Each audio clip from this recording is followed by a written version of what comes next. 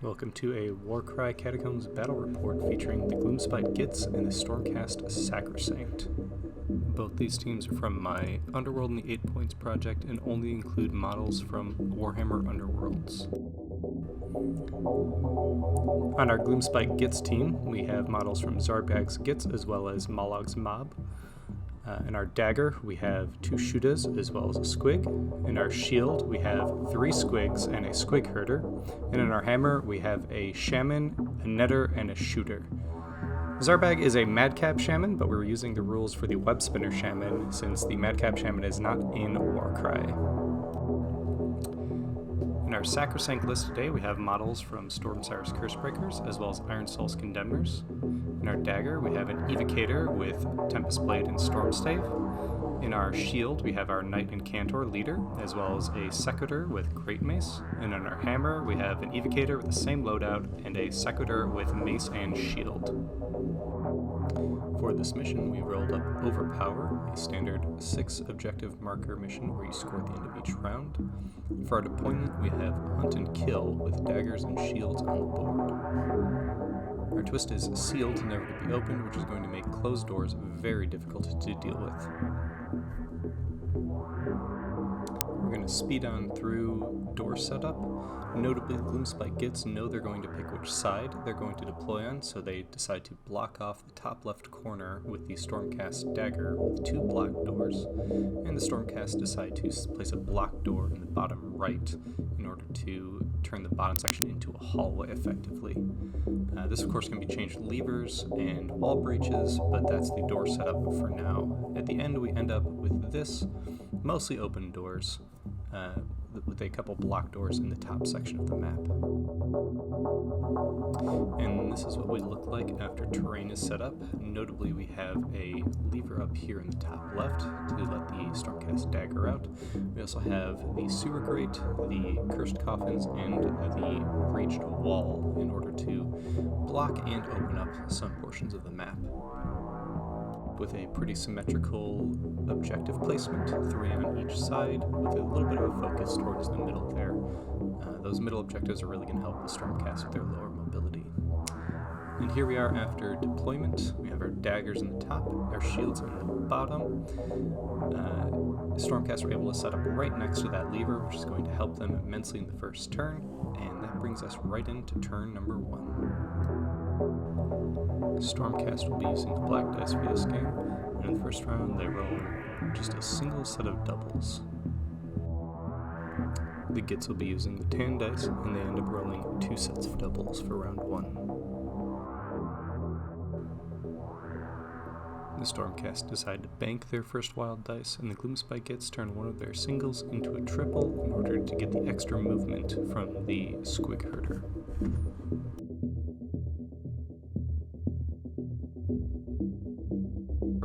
Activate Amos Dawn Guard, using the lever to open the door, and then just moving her out, her regular move, into the main area.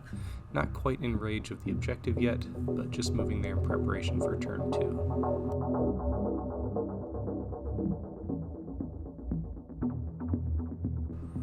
The Bat Squig decides to do a double move, not quite getting to that middle objective, but just moving up the board as well, and does not damage the bridge in the process.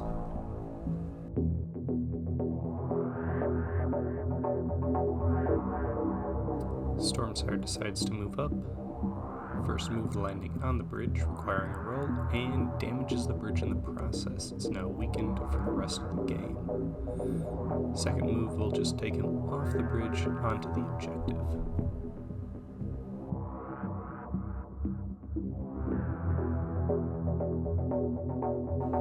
Gloomspite Gitz activation sees them use a triple from Gitz in order to move Bonecracka an extra 4 inches up the board.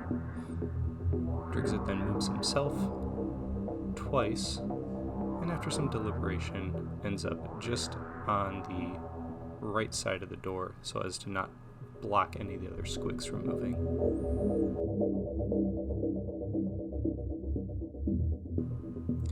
Blightbane uses a double for rush, giving himself a little bit of extra movement to get towards that central door.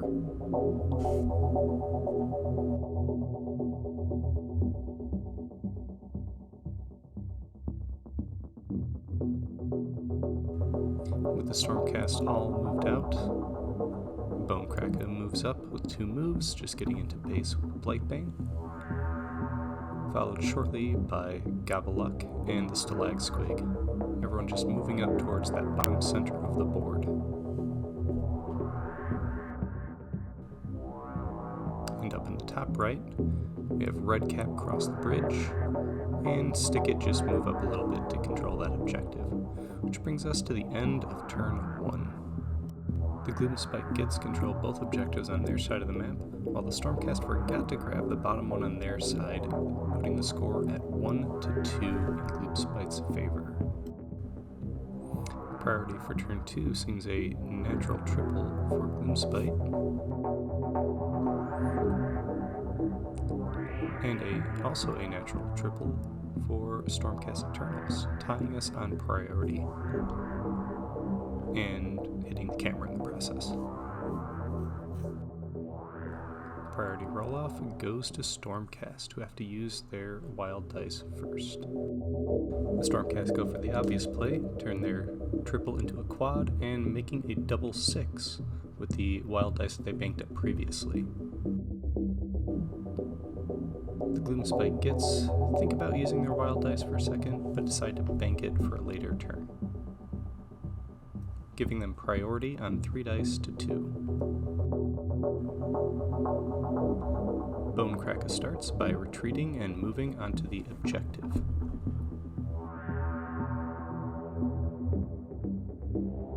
For the Stormcast, Amos simply uses her action to wait.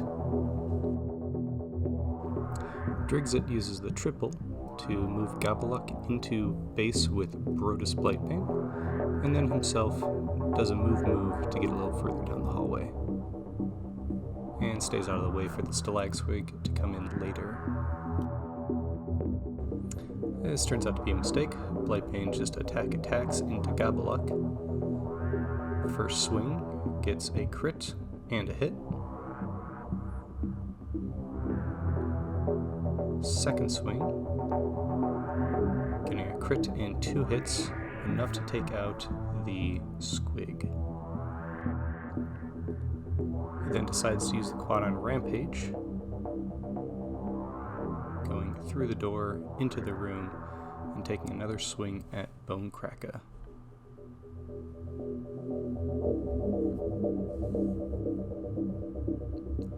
Three dice. All hits, no crits, for a solid 9 damage.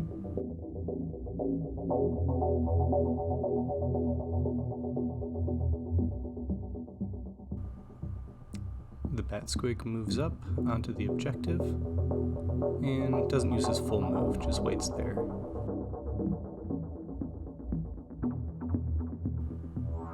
Stormcast aren't going to get much more out of this turn, so Amos now uses her second action to move forward and claim the objective. The Stalag Squig goes through both doors, move, and just ends up right next to Blightbane. Not in range of the objective, though. Stormsire uses a double on Rush to get up and over the casket, bringing his movement up to 5, and awkwardly climbs over it, knocking it over in the process. Then he rolls to see if it hurts him, which it does for 4 damage. He uses his second Rush-empowered movement to get up and contest the Bat Squig on the objective, leaving his markers behind. Redcap just takes a shot into Stormsire with both of his actions, and gets a whole lot of nothing.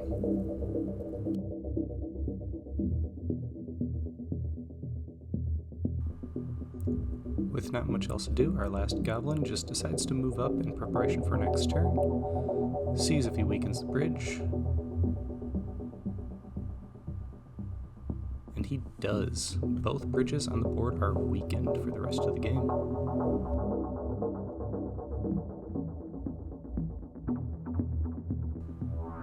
And here's the board state at the end of turn 2. Stormcast did not grab their bottom objective again, so end up with just 1 extra point, but did contest the 2 middle ones, so +1 to Stormcast, +2 to Gloomspite Gitz, bringing us up to 2 to 4.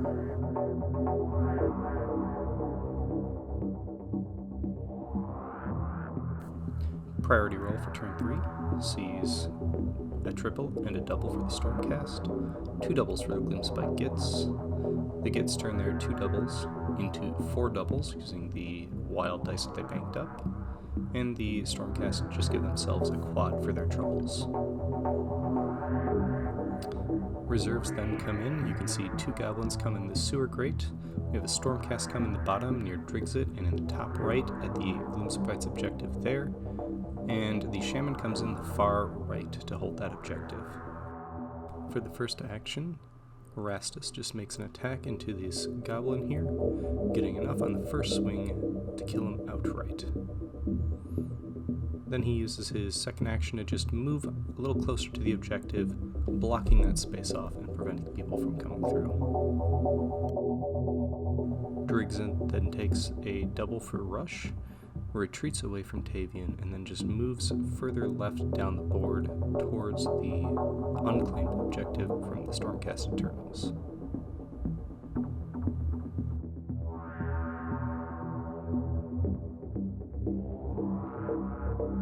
Next up is some attacks from Blightbane. He's going to use a double for Onslaught, getting those extra dice.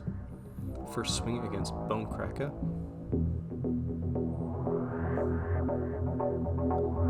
Getting 2 hits and a crit, which with the wound tokens is enough to take out the squig. Second swing into the Stalag squig.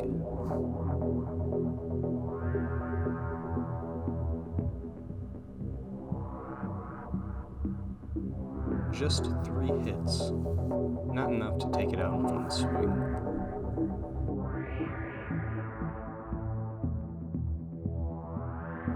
The Stalag squig goes ahead and swings back himself, also using dice for the Onslaught. First swing, getting 2 hits into the Stormcast. Second swing, getting a hit, and 2 crits for a grand total of 14 damage into Blightbane.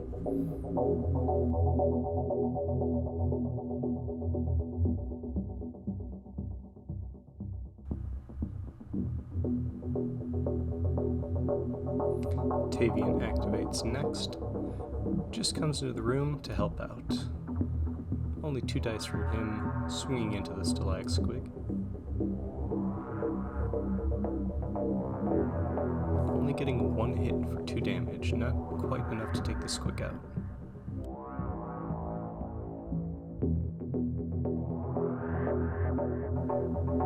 The Bat Squig, liking where he's at, is just going to take the wait action and stay on the objective.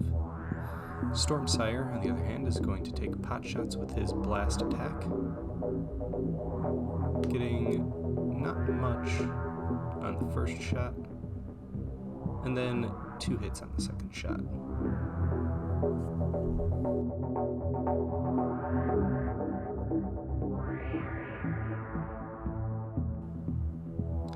Zarpag decides to take a shot across the bridge at Erastus.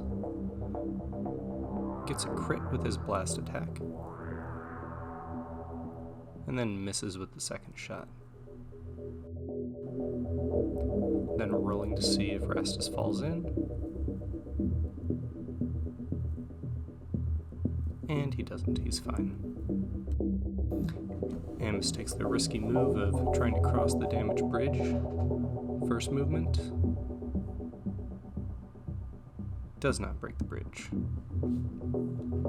Second move, just moving around the edge, not jumping over, and getting just within an inch of Drigsit there. And goes for the attack with a Rampage.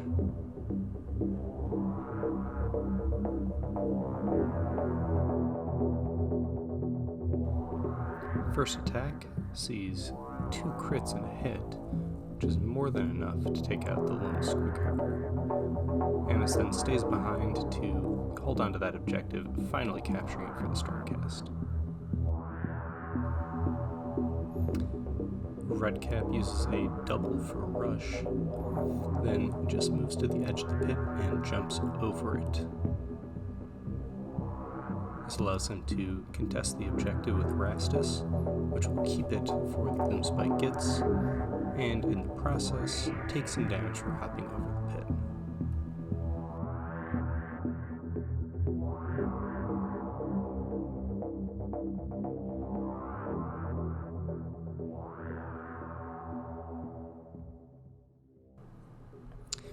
With all the Stormcast having activated, Prog takes a double for rush, then just moves through the door and around the backside, sneaking past Stormsire and going to snag the objective right out from underneath the Stormcast noses.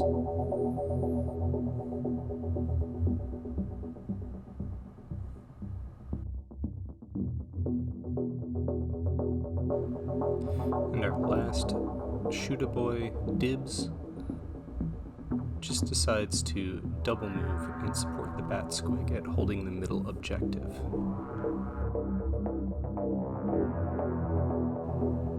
And this is the board state at the end of turn 3. Stormcast hold 2 objective to the Gloomspite's 4, giving us a score of 4-8, looking like a runaway for the Goblins.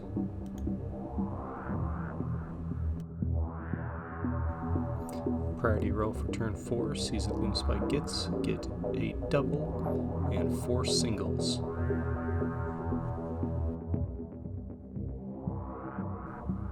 Stormcast get a pretty crazy priority roll, getting a natural double and a natural quad.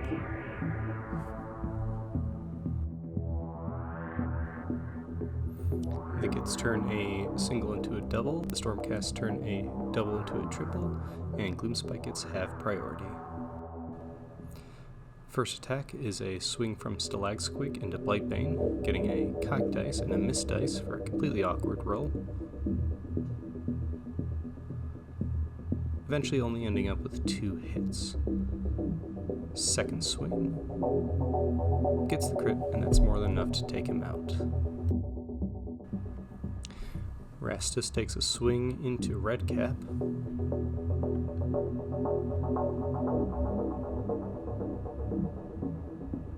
Getting more than enough damage to drop him, and then decides to move across the bridge in order to engage the Shaman, who is totally not hidden by my bad camera placement. He uses the quad for Rampage, getting the free movement. Rolls to see if the bridge goes out, which it thankfully does not. And he takes a swing into Zarbag.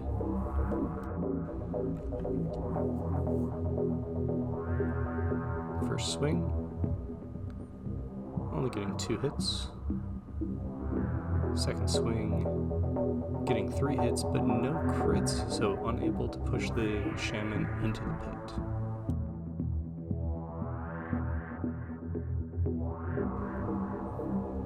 Dibs just backs away from Stormsire, not wanting to get that attack, and takes a shot with his bow. 2 hits, 1 damage each.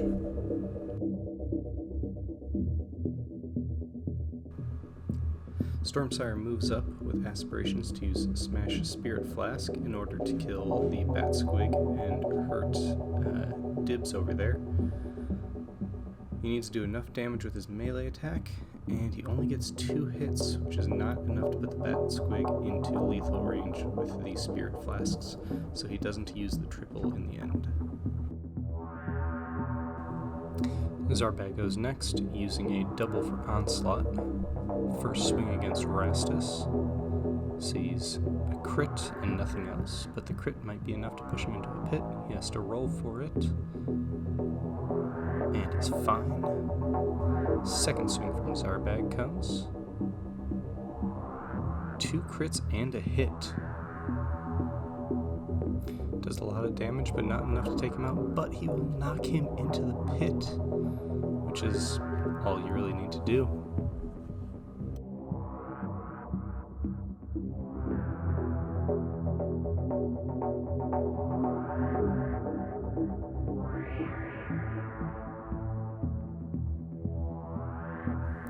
Amos takes the risk of going back across the bridge to contest Prague on the objective. Rolls the dice, cocked, rolls again, and does not give out. Moves up, engaging Prague, but staying just a little bit away from that scary casket. The Bat Squig decides to go big, uses a double for onslaught. First swing only deals 2 damage. Rolls again for the second swing. Only getting 4 this time, a pretty poor roll overall.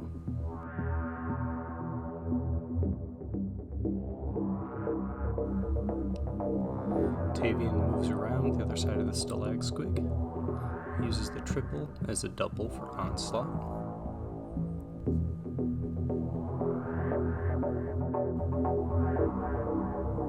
I roll off camera like an absolute fool, but Tavian does get 3 hits against the already wounded Stalag Squig.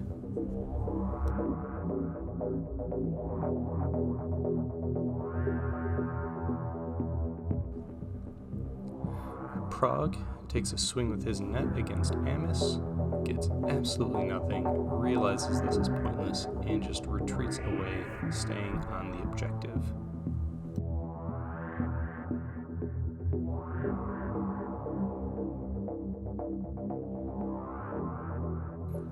And here's the board state at the end of the 4th round.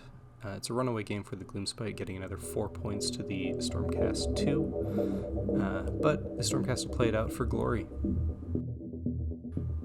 Priority roll for turn 5, the Stormcast just get a double.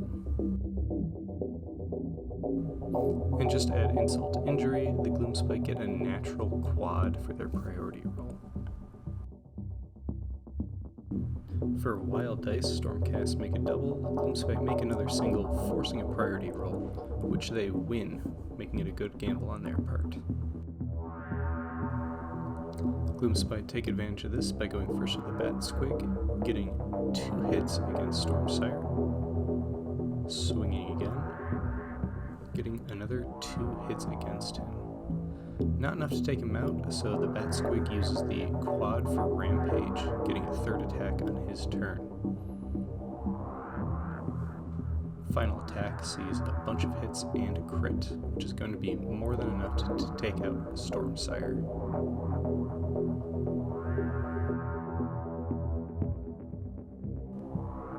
It's a pretty brutal first turn, so Tavian uses a double for Rush, moving up and taking a swing against the Bat Squig. 2 dice, only getting 1 hit, not enough to take out the Bat Squig. Prague just tries to sneak around behind Amos, ends on the bridge, which he rolls for, and it does not break underneath him. In response, Amos uses a double for onslaught, going after Prague, moving up and ending on the bridge, rolling to see if it breaks. It does not. And the boosted up attack from Amos deals just enough damage to take out Prague in 1 hit. Hoping to take out another Stormcast before the end of the game, Zarbag moves up and uses his blast attack, getting a hit and a crit on Tavian. The Shooter, on the other hand, doesn't really care much about glory, moves up to engage, and then retreats 3 to get in range of the objective in the room. And that brings us to the end of round 5 and end of the game. Gloomspite gets taken in a runaway in points, but it's a bloody battle on both sides. This was my first attempt at a battle report and my first attempt at video editing, so if you guys liked it or have some feedback for it, please leave some comments down below. I think this is the point where I'm supposed to say like, comment, subscribe, but I think it's always annoying when people say like, comment, subscribe, so instead of saying like, comment, subscribe, I'm just going to say see you in the next video.